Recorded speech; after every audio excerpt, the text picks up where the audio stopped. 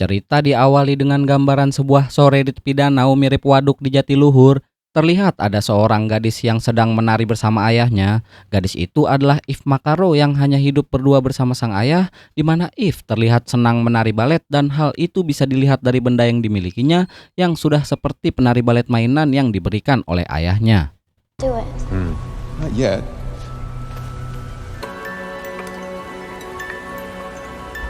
Pada suatu hari, ketika If dan ayahnya sedang ngaso di rumah, muncul sekelompok tentara bayaran yang datang ke rumahnya. Entah siapa mereka, dan si ayah sepertinya sudah tahu kalau tentara-tentara tersebut akan datang ke tempatnya, sehingga dapat kita lihat kalau si ayah jelas bukan seperti bapak-bapak pada umumnya yang cuma hobi mancing dan mandiin burung di depan teras, di mana ia dengan cepat menyembunyikan If di ruang rahasia, dan tiba-tiba saja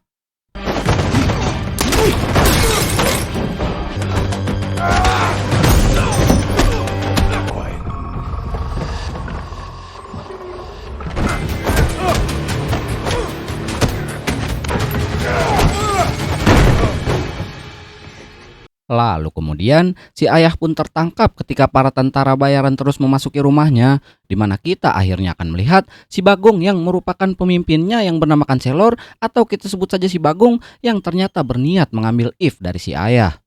You took what was not rightfully yours. Did you think that you could just walk away? Di sini kita diperlihatkan bahwa si Bagong dan pasukannya adalah orang-orang dari organisasi pembunuh bayaran yang sangat brutal, di mana si ayah adalah salah satu mantan anggota yang keluar dari sana, dan alasan si Bagong ingin mengambil If adalah untuk dijadikan sebagai generasi penerusnya bersama dengan para bocil kematian lainnya dari seluruh penjuru dunia. Where is she? Where is Eve? You trying to convince yourself that fate absolves you of your action. Di sini si Bagong memberikan sebuah pistol berisi 1 buah peluru kepada si ayah untuk menebus kesalahannya karena sudah keluar dari sekte, di mana If yang masih polos pun malah berteriak memanggil ayahnya, sehingga si ayah berhasil memanfaatkan kesempatan itu untuk menumbangkan beberapa tentara yang masih ada di sana.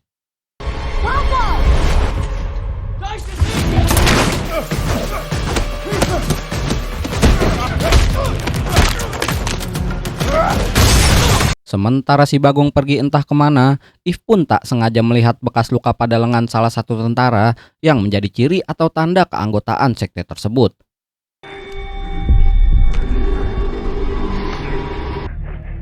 Okay. Lalu kemudian dengan cepat si ayah mengaktifkan alat peledak dan membawa putrinya keluar dari rumah. Tapi sangat disayangkan, si ayah ternyata terkena tembakan tepat di perutnya, dan si ayah yang masih kuat pun pergi untuk membawa putrinya keluar dengan selamat. Dan tiba-tiba saja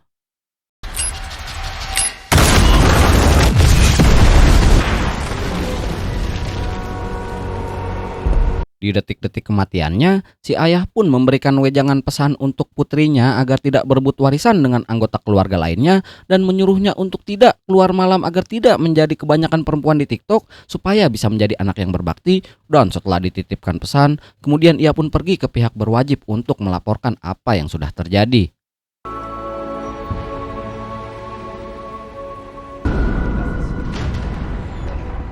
Setelah semua kejadian ini, If pun hidup sebatang kara tanpa orang tua. Ia kemudian kedatangan sang penolong yang akan menyelamatkan hidupnya, yang tiada lain dan tiada bukan adalah sosok Winston, sang manajer hotel The Continental. Now he's been taken from you. I can do nothing. But what I can do is offer to take you to his family. Setelah If dibawa oleh Winston, ia membawanya ke tempat bernama Ruska Roma alias tempat pelatihan khusus untuk para calon pembunuh bayaran, di mana If dititipkan kepada sang pengelola yang bernama Madam yang akan melatih If menjadi sosok tak terkalahkan. I know you. I know your pain. I can give you somewhere to put that anger. Singkat cerita, setelah 12 tahun di sana, If pun sekarang sudah menjadi seorang wadon cantik serta seorang balerina atau penari balet yang dilatih langsung oleh Madam. Dan ternyata selain dididik menjadi pembunuh bayaran, semua kandidat perempuan juga dilatih menjadi seorang balerina untuk menyeimbangkan kehidupan mereka di dunia nyata. Are you finished? No. Good. Setelah selesai dengan sesi balet, Eve pun harus berlatih bela diri bersama dengan para kandidat lain, termasuk menggunakan senjata api sebagai modal utama mereka dalam bekerja. Berbeda dengan para pembunuh bayaran yang sudah senior, Eve dan kawan-kawan sejawatnya lebih fokus pada pelatihan untuk melindungi seorang klien yang setelah berlatih selama 12 tahun pun tanpa henti serta motivasi akan rasa sakit yang dialami, Eve berhasil melewati semuanya dengan sempurna dan dianggap menjadi yang terbaik di tahun angkatannya. Improvise, adapt, cheat.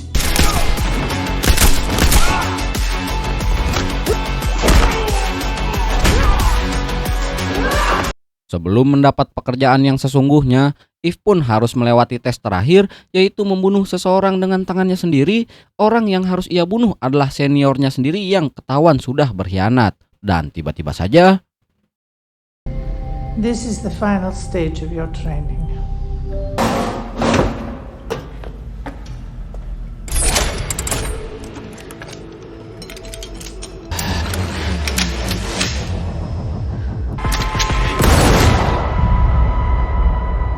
setelah beres dengan tugas terakhirnya, Eve pun sekarang sudah resmi menjadi profesional di bidang ini. Eve yang sedang sendirian mengingat kenangan sang ayah pun tiba-tiba dikejutkan oleh suara ramai-ramai di luar yang ternyata Somehow you managed to get out. All of this for what? Is a Sepachki?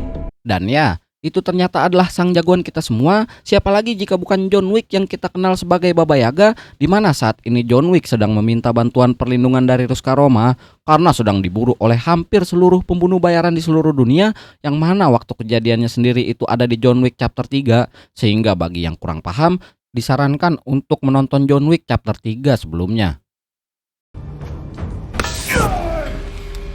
Singkat cerita, setelah John Wick mendapatkan bantuan, Eve memberanikan diri untuk menemui John Wick secara langsung. Dengan tatapan seperti seorang penggemar kepada idolanya, Eve pun menceritakan tentang semua orang di Ruska Roma yang selalu membicarakan tentang sosok John Wick yang dianggap sebagai sosok yang melegenda. Di sini John Wick menjawab bahwa sebenarnya dia juga nyesel hidup di lingkungan begini. Mumpung si Eneng masih muda, masa depan masih panjang, ia menyarankan mending ia cabut dari sekarang dan jangan sampai menyesal di kemudian hari sepertinya. The students all talk about you. How do I get out of here? How do I start doing what you do? You can still leave. You still have a choice. Tapi bukannya menerima nasihat dari senior, Eve pun malah menerima pekerjaan pertamanya untuk melindungi seorang perempuan Asia kaya raya dari incaran pesaing bisnis ayahnya. Yang tanpa ragu dan banyak mikir, Eve pun dengan cepat menerima pekerjaan tersebut dan langsung meluncur ke TKP saat itu juga.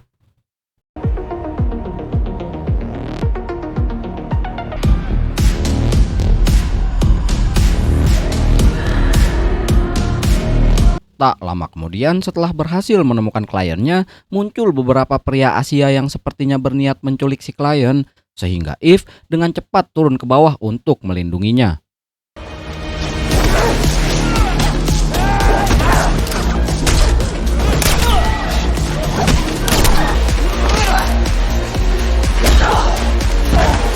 You're safe now. It's fine. Let's get you out of here. Setelah berhasil dengan pekerjaan pertamanya, Eve pun akhirnya mendapat tato resmi dari Ruska Roma sebagai tanda keanggotaan, yang mana sejak saat itu, Eve semakin membabi buta dalam pekerjaan-pekerjaan selanjutnya tanpa memikirkan nilai moral dan kemanusiaan.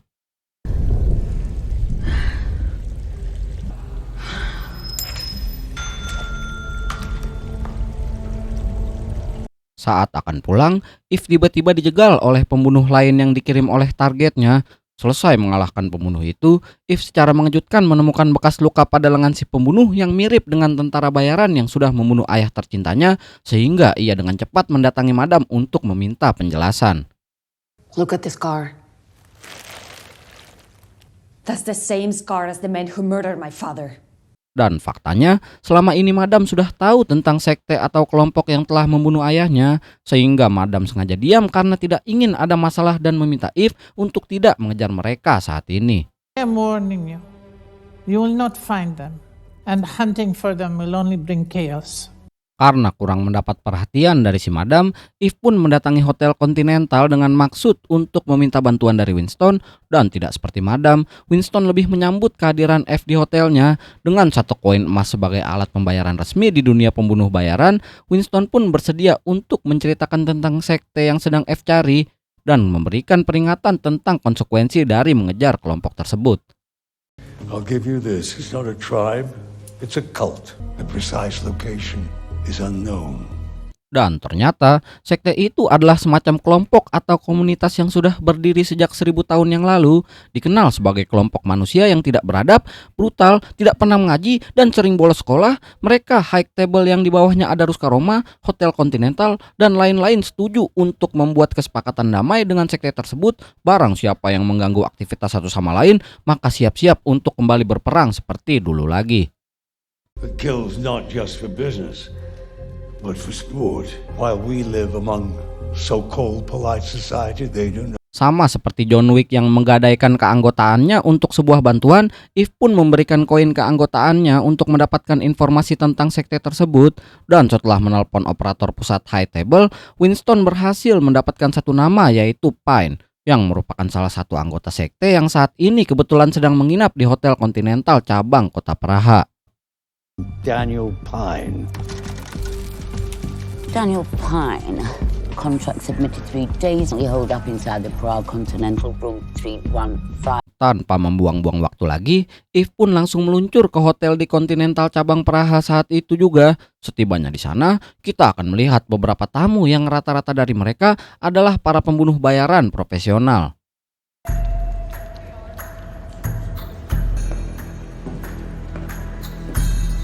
Dan di sana terlihat ada seorang wadon cantik bernama Lena yang katanya juga sedang memburu Pine alias orang yang sama yang sedang dikejar Eve. Dan tidak sendirian, Lena datang bersama dengan anak buahnya yang saat ini berada di gedung sebelah mengawasi kamar Pine dari kejauhan. Keep your eyes on Pine. We may have a taker. Lalu kemudian Eve pun memesan kamar di sebelah kamar Pine. Eve pun langsung beraksi dengan berjalan di tepian jendela untuk memasuki kamarnya, di mana saat ia berhasil masuk, ada seorang anak kecil bernama Ella yang entah siapa itu, dan tiba-tiba saja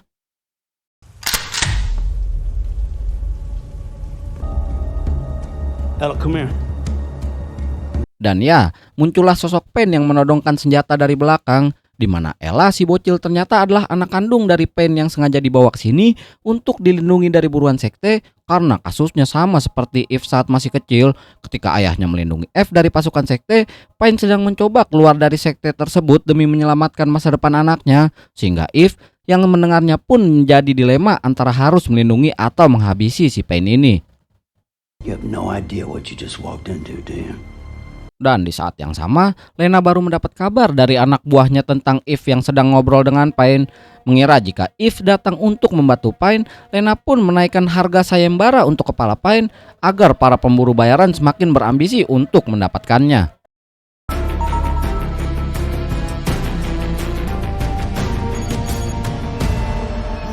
Dan pada akhirnya terjadilah baku tembak menegangkan di dalam kamar tersebut dengan Eve yang bingung harus memihak kepada siapa.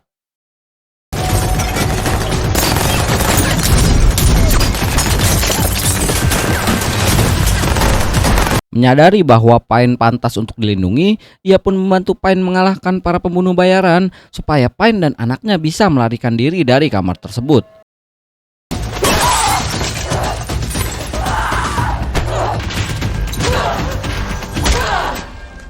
Mereka pun akhirnya pergi ke sebuah lift yang sedang turun. Payne pun meminta tolong untuk melindungi Ella, anak sematawayangnya. Sebagai imbalan, Payne akan memberikan seluruh informasi apapun tentang sekte yang sedang dibutuhkan oleh Eve.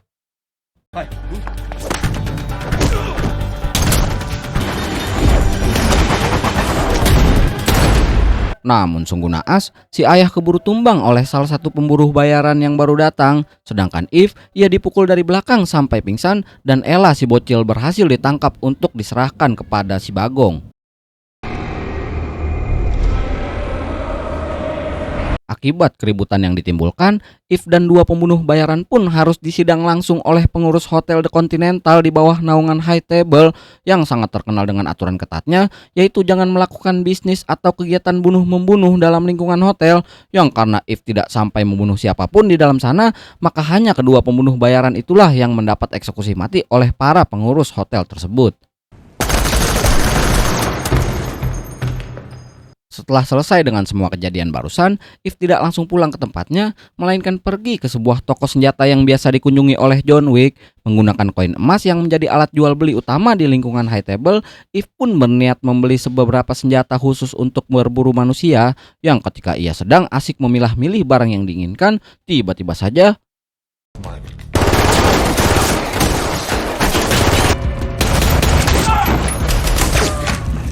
dan ya, ternyata muncullah tentara bayaran sekte yang diutus langsung oleh si Bagong untuk menghabisi If. Sempat akan mencoba kabur tapi tidak menemukan jalan keluar, If justru malah menemukan sekotak bom punya si pemilik toko ini dan akan menggunakan itu sebagai senjata utama menghadapi mereka semua.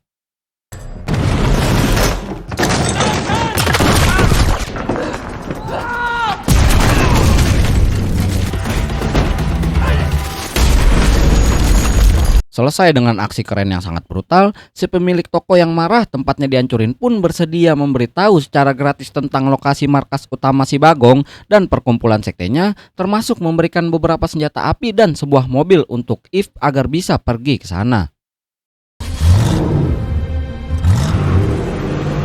Shin kemudian berpindah ke sebuah wilayah bersalju.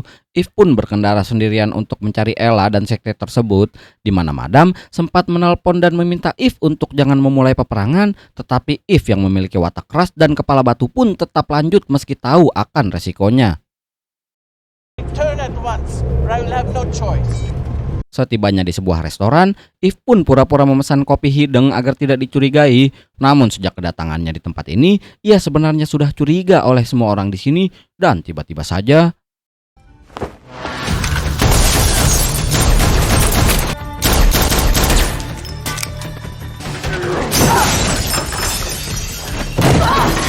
dan ya, terjadilah pertarungan menegangkan, di mana If harus bertarung dengan seorang pria pembunuh bayaran profesional yang memiliki jam terbang cukup tinggi, tetapi itu tidak jadi jaminan karena selesai dengan pria barusan, kini If harus menghadapi seorang koki wanita yang masih bagian dari sekte.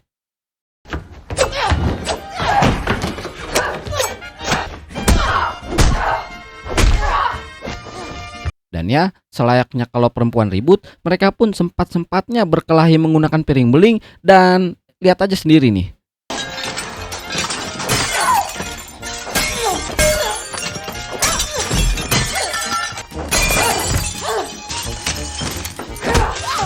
Karena musuh terus bermunculan, If pun tidak punya pilihan lain selain kabur ke tempat aman, di mana si Bagong langsung mengetahui keberadaan If dari seorang pengawas tower, sehingga lonceng pun langsung dibunyikan yang merupakan pertanda bahwa semua warga sipil di sana harus masuk ke dalam rumahnya.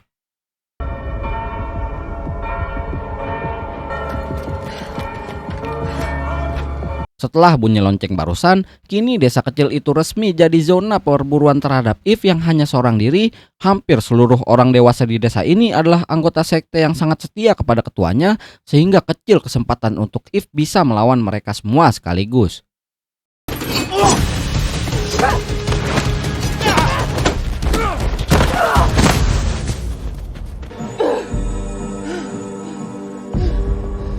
Tepat saat If berhasil ditangkap oleh Lena dan sebagian anggota, kita akan melihat Ella yang ternyata sudah berada di rumah pribadinya si Bagong. Dan tak lama kemudian, muncullah Lena yang datang untuk memberitahukan si Bagong terkait If yang masih merupakan anggota kelompok Ruska Roma. We got her. She's Ruska Roma. She has their mark. Dengan kondisi yang terikat pada kursi, If pun didatangi oleh si Bagong yang memberitahu tentang betapa beraninya dirimu datang ke tempat ini sendirian tanpa backingan, di mana If yang sudah penuh amarah pun langsung menjelaskan tentang perbuatan si Bagong yang sudah membunuh ayahnya 12 tahun yang lalu. Men came into my house, men from your tribe. They killed my father and tried to take me.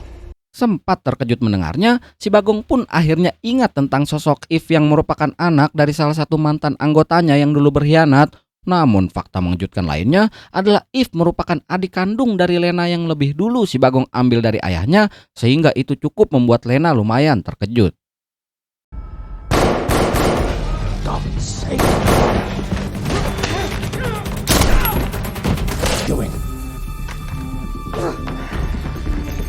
Dan ya, Eve pun berhasil menghabisi penjaga dan lolos dari ikatannya, di mana saat Eve kabur, Lena langsung lari mengejarnya tanpa menghiraukan peringatan dari si Bagong. Bertempat di salah satu saung milik warga, Lena pun mengungkapkan tentang fakta bahwa mereka berdua adalah saudara kandung. Lena pun menceritakan tentang ayah mereka yang terlalu egois membawa lari Eve saat masih kecil dengan dalih ingin memberikan hidup yang normal tanpa mempedulikan nasib ibu mereka yang harus menanggung akibat dari pengkhianatan yang dilakukan oleh sang ayah. He thought he could raise you with no memory of this place. We are who we are. We are not the same. Killed my father. Our father, Yes, and then our mother had to pay the price. Ketika Lena dan Eve masih sedang asik curhat, pasukan sekte terlihat sudah berhasil menemukan lokasi mereka berdua, di mana si Bagong yang kesal pun memerintah pasukannya untuk segera menghabisi mereka berdua saat itu juga.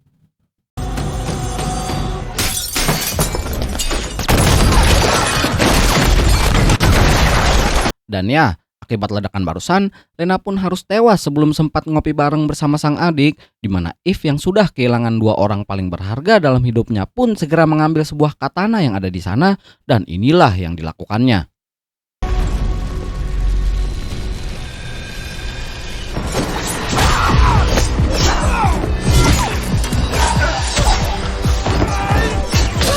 Menyadari Eve masih hidup dan sulit dibunuh, si Bagong pun menghubungi Madam untuk meminta pertanggungjawaban atas salah satu anak didiknya yang sudah bikin kekacauan, di mana Madam yang tak ingin terjadi konflik pun dengan tegas akan bertanggung jawab dengan mengirim seseorang untuk menghabisi Eve sebelum jam 12 malam. I can send someone to solve the problem. If come midnight she still breathes, then war it shall be. Dan coba tebak siapa yang Madam panggil untuk membereskan masalah? Ya, orang tersebut adalah John Wick alias Baba Yaga, jagoan kita semua, di mana si Bagong memerintahkan semua warga di sana untuk menghentikan aktivitas mereka dan jangan mengganggu John Wick yang sedang bekerja. As of now, you do not engage. Berlokasi di sebuah reruntuhan bangunan, Eve dan John Wick pun akhirnya bertemu lagi untuk yang kedua kalinya. Sebagai seseorang yang masih punya hati nurani, John Wick memberikan pilihan agar Eve pergi dan menghilang dari peredaran. Namun dengan dendam yang membara selama 12 tahun ini, Eve tentunya tidak akan mundur dan lebih memilih untuk bertarung dengan sang legenda.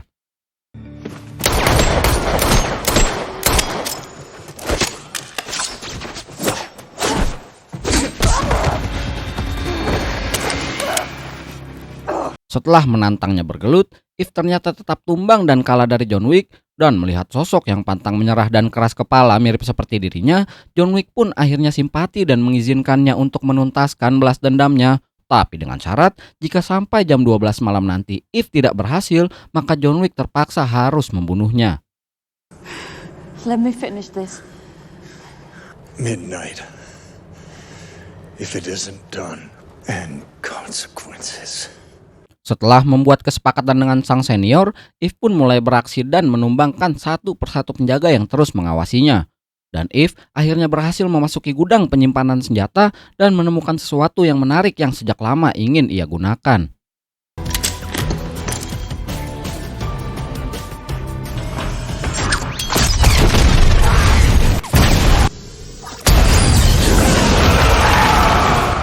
Dan ya, Eve menemukan alat penyembur api yang bisa langsung menumbangkan beberapa musuh dalam sekali tembak. Dan setelah berhasil melumpuhkan beberapa keroco yang ada di dalam terowongan, Eve menemukan lawan seimbang, yaitu dengan senjata yang sama.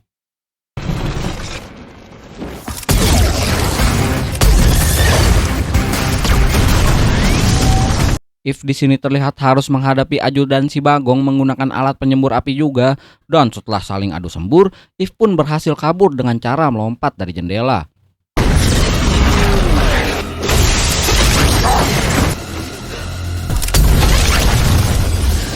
Tak berhenti sampai situ saja, Eve kemudian mendatangi beberapa musuh yang sedang melakukan pengecekan di jalan dan membakar mereka semua sampai benar-benar hangus.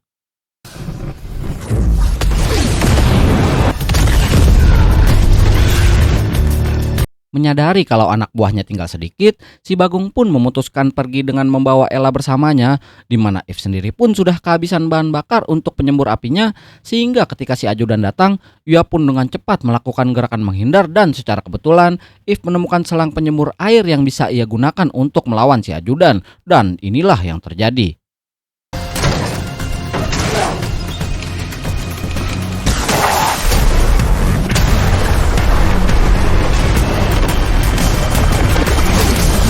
Namun pada akhirnya, If pun harus kalah saat selang airnya tidak cukup kuat untuk menghadapi alat penyembur api. Namun saat si ajudan akan menghabisinya, tiba-tiba saja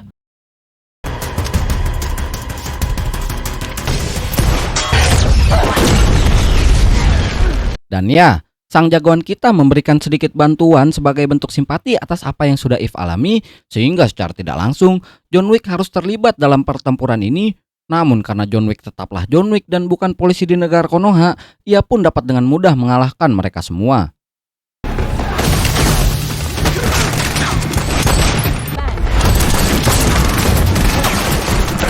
Saat If sedang mengejar si Bagong yang akan kabur, John Wick terus berjibaku dengan beberapa anak buah yang masih tersisa hingga berhasil membantai mereka semua hanya dengan seorang diri. Dan di saat yang sama, If berhasil mencegah si Bagong kabur dengan cara menembak supir pribadinya, yang karena kemampuan si Bagong hanyalah congornya alias modalnya rocos doang, ia pun turun dari mobilnya untuk memanipulasi pikiran If dengan rangkaian kata-kata hari ini. Nothing is going to change. The village will remain. The children will be raised. Fighting is your... Tetapi sesuai kesepakatan sebelum jam 12 malam, If berhasil menghabisi si Bagong dan seluruh pasukannya, sehingga John Wick tidak punya kewajiban untuk membunuh If dan justru membiarkan ia dan si bocil Ella pergi. Di sini John Wick langsung melapor kepada si Madam kalau ternyata If sudah lebih dulu membantai si Bagong dan pasukannya, yang membuat Madam hanya bisa terdiam mendengarnya. Giordani. Gardovan. He is dead. Fine. 2 hari kemudian setelah insiden tersebut, If mengembalikan Ella kepada Pine ayahnya yang ternyata masih hidup dan hanya mengalami luka ringan, di mana saat If sedang menonton pertunjukan balet di sebuah teater, kontrak sayembara atas nama dirinya pun akhirnya dibuat dengan harga $5 juta yang membuatnya bernasib sama seperti seniornya yaitu John Wick, dan film akhirnya selesai. Oke, itu dia ya akhir dari film Ballerina yang dirilis tahun 2025 ini ya. Ini sih salah satu film terbaik ya yang saya tonton di tahun ini. Mantep dah, penuh adrenalin tinggi nih film. Apalagi sang jagoan kita yang main Mamang John Wick. Oke, makasih udah nonton videonya sampai habis dan sampai jumpa di video selanjutnya.